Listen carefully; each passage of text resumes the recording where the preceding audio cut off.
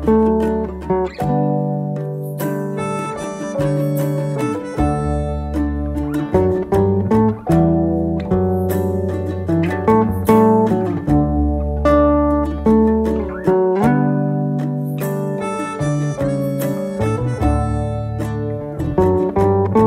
name is Jillian Taylor. I'm 26 years old. I was born in Ayr, which is just south of Townsville, and throughout my life I've slowly moved down the east coast.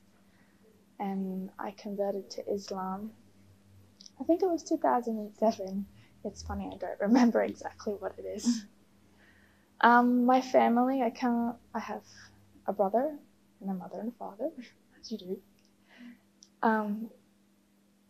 My mother and father, I don't want to label them with religious things. I think they would be titled as agnostic, if not atheist. My brother, I have a running joke when I talk to people about my brother. I call him, he makes atheism look like a fundamentalist religion. But that has its history as well. Let's talk about my mum comes from Bundaberg, and in her religious experience, she lived in a time where Protestants walked on this other side of the road of Catholics. So I think that has a profound effect on her affiliation with any religion. And that sort of thing also affects my brother's affiliation with religion. My father's family are Baptists. And I used to go to church with Grandma and Granddad. And I would actually ask to go to church with them. And I would ask my mum to take me to Sunday school, which I'm sure she didn't mind because it's free babysitting.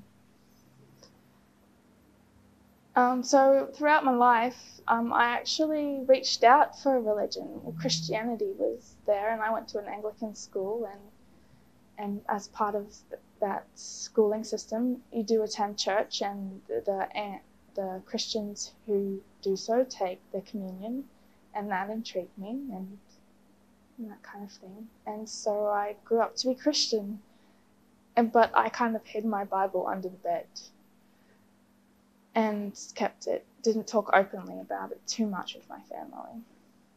But I think they knew that I liked religion.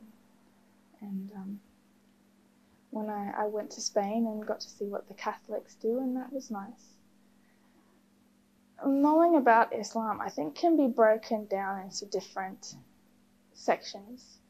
There are times that I clearly didn't know about Islam or about Muslims. I think as a kid, and I only realise this now that I've converted, I used to drive past, on the way to school, on the bus, the mosque from Mackay. Every day I'd drive past the mosque. Didn't know it was a mosque. Thought it was a Masonic lodge. It was the moon. I thought it was the same as that thing. And they would have gatherings and stuff, and I just thought, well, that's just a community group. But yeah, now that I've converted, I realise it's a mosque. And when I went to a Christian school, an evangelical Christian school, when I finally moved down to Brisbane, and they spoke of a religion where Jesus was a prophet. I thought that was very believable compared to what I thought was very complicated, a holy trinity of Jesus is the Son, but he's also God, and that I thought, well, that's understandable that people can believe that. I don't know if my knowledge of Islam increased. I think when I went to Spain, I definitely understood about mosques and stuff because of the Islamic occupation of that area. There was clear evidence of the Islamic Empire there, and the school I went to organised trips to the mosque and spoke about needing to cover when you were there. While I was in Spain, September 11 happened, and I think that really sort of made it clear what Islam was. You could label these things now, like it wasn't just someone wearing a scarf and I don't know, maybe they were from Latvia or something, or from some Eastern Bloc country. But yeah, so I could say, well, that person's Muslim. Then Then it came into university, where I began to meet Muslims. I also went to Indonesia near the end of my degree, and that was very interesting. I mean, I was woken up by the adhan and was quite annoyed by it because the mosque was just on the next block and it was very loud. But we also had a good friend who showed us around. Like, we would take her with us, and we would make sure that we stopped and she took time to pray, and we thought it was nice. We got to see the Muslims